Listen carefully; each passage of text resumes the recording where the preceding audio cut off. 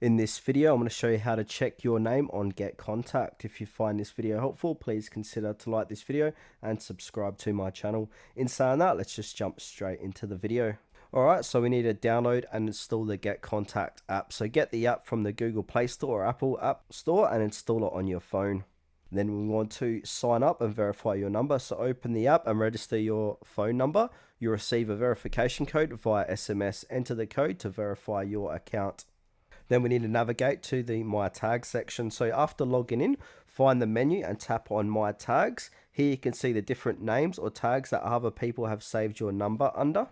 Now we need to review your tags. So browse through the list of tags to see how others have saved your contact. If you see any names you don't like, you may have the option to remove those tags. Now if you want to go ahead and remove unwanted tags, so in the My Tags section, tap on the tag you want to delete. Follow the prompts to remove it and it won't show up anymore. We've got some privacy tips here. So you cannot control how others save your number on their personal contacts. If you want to make your number invisible or limit who can search for you on Getcontact, adjust your privacy settings within the app or on their website.